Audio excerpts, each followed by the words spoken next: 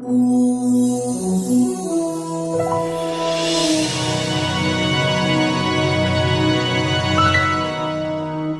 everyone, this is Ryan Hoyme, aka Massage Nerd, and right now I have Gerry Pyves. Welcome, Gerry. Hi. Hi. So, can you tell me a little bit about how you got involved in the massage field, how you got started? Yeah, well, there's two stories here, Ryan. One is how I got involved in massage, and the other. I love how you say that. Which bit?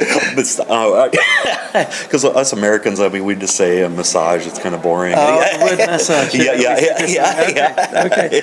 Well, the story of me coming into massage is one story, but the story I'd like to share with you is how I came into developing no hands massage. I'm not sure which of those you'd like to hear. Both. So if we start with the first one, how I got into massage, really funny story. My partner at the time was into health and medicine, and she was a nurse, and I was a school teacher, and she told me she was going to do this massage course at weekends. And all the alarm bells rang. I thought, I'm not having other blokes massage my partner. So I went along to chaperone her. Now, I'm not proud of this. Yeah. This is not particularly PC. But honestly, that's why I went. But within the third weekend, I was slam dunked. I mean, I was in love with massage. It did something that I'd been looking for without realizing it. So once I found massage, that was it. I moved from there from teaching into full-time clinical practice. I found my love. It's what I get up in the morning is to give massage. I love it. Yep, and you're from, was it England? I'm from the UK, and I'm based now in West Yorkshire. Okay. In a little town called Hebden Bridge, which is near Halifax, which is also too small. So you're probably talking near Manchester for the American viewers. Yeah. And how big is massage over there then? Is it really popular? Yeah, there's a lot of massage going on, and it's a very popular scene, massage. Yeah. So, is there regulations too and stuff? Yeah, there are some regulations, but they're nothing quite like what you've got here in the USA. You guys are about 10 years ahead of us, I think. Okay. In general. Okay. Yeah. And then with the no hands, can you explain a little bit about what it is and what kind of? Yeah. Well, what basically happened was I had built a very successful practice in London. I've been very fortunate that I had an exclusive practice of top musicians who once one heard about my work and they referred me. I was very lucky. There was no marketing or business sense on my part, I can assure you. It was just good grace, And I was very busy, and for the first 3 years of my full-time practice, I was doing what I loved and everything was great, But with the workload and the pressures of everything, what happened was I got one morning I lifted my mug of tea at breakfast, and I got this sharp pain running right up my arm, and it was like it was broke, but it wasn't. It was a severe RSI injury, But it had just suddenly, built up slowly. I'd ignored it. I'd had aches. I'd had a few pains, but I continued to ignore it. I had a mortgage and I had, 2 young babies to provide for. So I went to my clinic hoping I could somehow wing it, So and I remember my first client this day, because he's changed my life. This first client, great big musician, great big back. And I looked at this back and I knew this back needed going into with some deep work, and I just felt such a fraud. And I laid my injured hand on his sacrum, and I started massaging with my left hand. Only I was so nervous because I thought he's going to think, why is he only massaging with one hand? So I really started working in with that left hand, and within 15 minutes, I got exactly the same pain in my left arm. I literally, and I mean literally, at that point had no hands. But at least you're even on both sides then, right, for pain?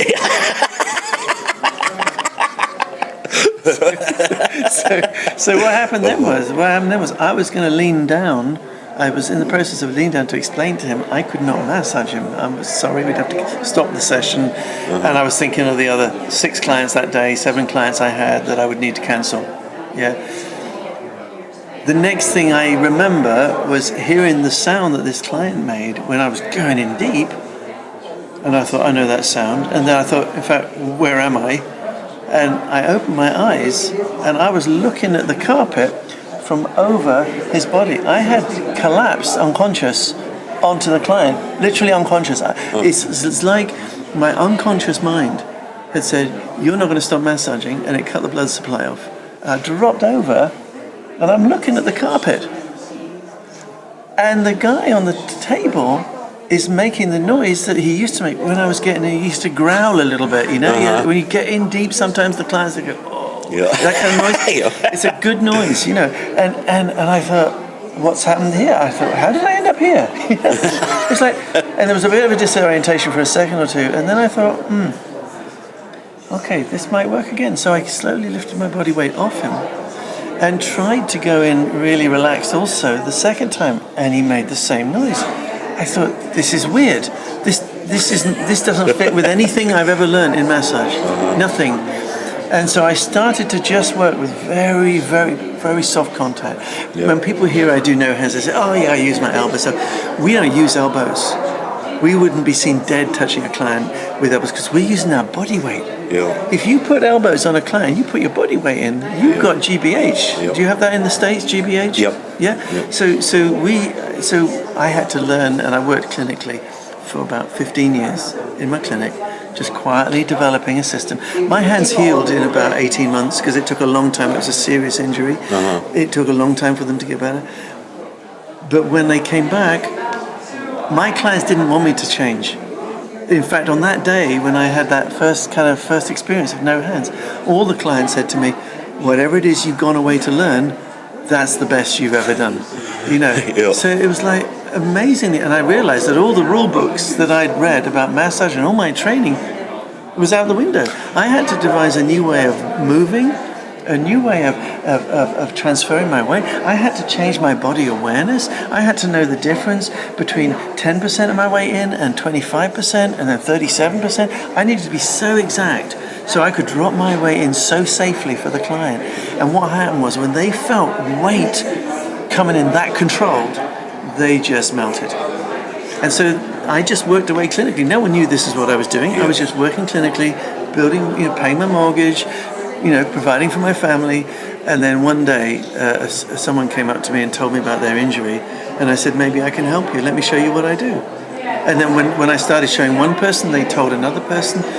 And before we knew it, we'd become the biggest provider of advanced trainings, of CE training in the UK. Have you got into the United States teaching? No, I'm here for my first visit. Okay. I'm meeting the great and the good of the American massage world, and I'm yourself included. And I'm trying to just find a way to reach out and share this information here in the USA. So this has been such a hit in the UK. We've trained over 3,000 massage therapists in this approach now, and this has just happened organically. It's happened without any business plan. So I thought, how do you do this in America? American massage therapists should know about this because the therapists love to work this way. The clients love it, and it doesn't work the way massage is taught. Do you understand? The way it's taught, and this provides a lot of practitioners with something new, something quite exciting, and an alternative for them to think about alongside of their existing training and experience. And it's so nice to. I mean, many years ago, I remember reading an article about you too and stuff in one of the magazines and stuff, and I started thinking about that too. I mean, so many therapists. I mean, they injure themselves, and that's one of the major reasons they get out of the field. I mean, this is going to help people stay in the field a lot longer. Listen. I'm in danger of trying to tell smokers to give up smoking. You're not a popular person. If you go around the massage profession and saying what you're doing could injure you, they say, but I'm not, I enjoy this. This is how I'm trained, But the reality, the scientific reality, there have been 6 studies around this planet on massage therapists, 6 international studies. One was done by the Massage Association in Canada. One was done by Owen Laurie and Green. 3 of them I've done in the UK. And one was done by doctors in Taiwan. All done differently, all done in different ways. And you know what? They all came up with the same statistic. Between 70 to 80% of any massage therapist population that are questioned are showing signs of early or later stages of injury. 70%? I mean, my God, this would be criminal, And yet, what I want to do is I want to give people a route to take their knowledge and their training, and be able to carry on with that into their dotage.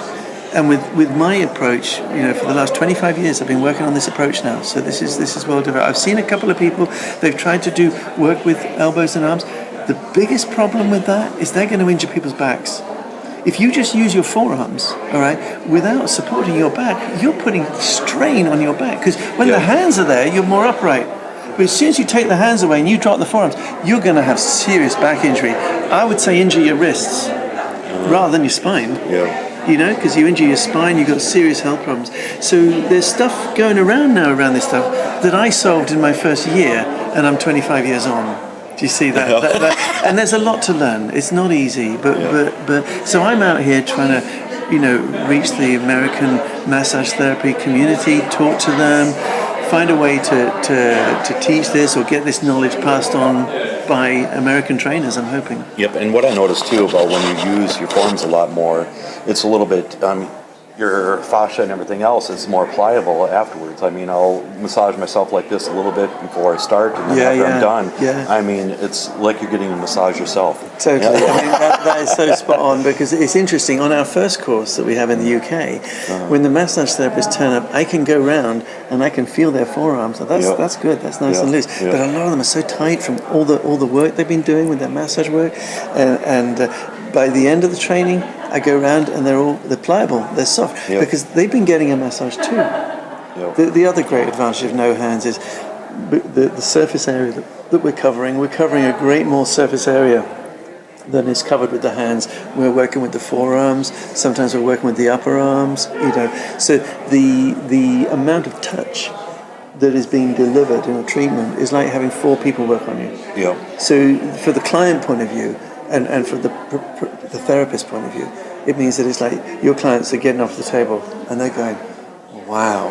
Because it's like they've had 4 times the treatment. Well, you can imagine if you took one of your treatments and you extended that time, but we got that in a normal 40, 50 minute, 60 minute session. And with myself, I actually have a gun stock deformity in my arm, because this is actually straight. Okay. So the thing is, when I massage, it's uneven all the time. But when I use my forearms, it's much easier. You can bend both elbows and then you're in. Good stuff. Yeah. So you need to start teaching this in the U.S. soon, okay? My aim is to bring this and give this to the USA, because it's too good. It shouldn't be kept secret. It shouldn't be owned by anyone. It should be just out there and shared. That's what I want to do. So what can we expect from you in the future then? Well, see me around a bit more. I'm hoping to be able to meet a lot of schools and a lot of therapists at maybe conventions and stuff like this, and meet people and generate enough interest for me to start providing some training. My main aim is to provide a trainer training for schools, to support the schools that are already doing a lot of the hard work in the world of massage. They're the guys that are attracting people into the world of massage, and God knows this world needs touch, So the massage schools are where my heart is, and I don't want to travel around the States teaching it to people. I want to train the massage schools to teach this, so they get all their students are staying local. They're not having to travel long ways and all that stuff. So my aim is really to train some of the top trainers in the USA to deliver this to their normal high standards. I'm not an American trainer. I'm not accredited to train in America. That's not how I want to do it. So I'm hoping that people will see this because they won't see me. And the nice thing is, so many people do not have electric tables. So if you have the wrong height, so especially if it's a little bit higher, the forearms are going to work out great. And even if you have it too low kind of thing, you can use more of your body weight. So absolutely. You got the best of both worlds. We do a lot in the training about what we could do at different heights. So it gives a lot more variation and possibility. And apart from anything else, we know that one of the major problems in anything in life is doing the same thing for too long. So having an alternative, having something that this will give me a new dimension to my work. People say it's got a kind of creativity and in some cases a spirituality around it. I hope people will be able to see me work. I want to come around and show these treatments around the USA so people can see for themselves. I could do that. That would be great. I would love to do that, and that's how I show it. That's how it grew in the UK. So I want to come to the exhibitions. I want to do treatments so people can see that. answer people's questions about it. And one of my favorite techniques for myself when I massage with just my forearms is I'll actually massage my own forearms when I'm massaging, so they don't even know. So especially when they're in the prone position, it's like. Yeah, I'm not sure about that one. No, you're making a massage technique Yeah, but on that. you're straining that wrist out. Or you It's certainly true that when we get, I mean, it takes time to build confidence. You know, one of the most difficult things is to train massage therapists to drop their weight on, and that's the key. That's our first day of training. I mean, the first day of our training courses, where we train people to literally do what I did on this first client. I did it unconsciously, but you try and consciously drop your weight on a client and stay totally relaxed in your arms. Whew, it's a bit like doing that thing. You know, it's kind of hard. but you can do it. I think I can do it for a bit. Now do it the other way. No. And then how do people get a hold of you for more information then? We have a website, which is nohandsmassage.com. Okay. And that's a website that shares a lot of videos about this, that shows you some of the strokes we teach on our first course, so we let those be sort of seen. The danger is if we show too many of the strokes without the proper foundational training, people are going to try and do it and they're going to injure their backs because they haven't had one-on-one instructor. This cannot be taught on video. You cannot teach such a change in body movement and structure and approach through a video. People need to come on the real live trainer who can look at their body shape and say, okay, you know, Ryan, that's looking good what you're doing. Now you need to just shift that weight model when you're moving and bend that knee a little bit more and change your breathing. Well, no one can do that through online or through video because it's traditional massage training. It's one, especially with video at the wrong angle kind of thing too. You got to have the right. Absolutely. Exactly, when I'm demonstrating, students are walking all the way around, and then they're having a go, and then the only way to learn no hands is actually by feeling it on the table. That's that we say to the students, you're going to be when you're on that table, that's where you learn. You know, where just learning the technique and movement, that's not going to do it because it's all about the feel. And this is what gets me. You know, massage is a feel therapy. You know, so I'm a real Luddite. You know, I will talk online and I will show stuff, but you know, teaching massage through video. Hello? Yeah. Did anyone wake up and smell the roses? You're talking about the feel. This media is great for information, but this media is not a feeling media. The feeling media is the classroom with the experienced teacher. This is why I'm going to the experienced teachers to teach this, to train them to teach this, because these are the guys that have done due diligence to the professional way that massage needs to be delivered. So I'm reaching out to the schools and to the conventions. You know, that's where you expect to see me. It's a long answer to your question. I apologize for that. And my word of advice is get in contact with him and set up some kind of classes so he can get over here and start teaching this United States then. So thank you very much. Well, thank you for that. Thank you very much. Great to meet you, Ryan. Thanks, everyone. Thank you.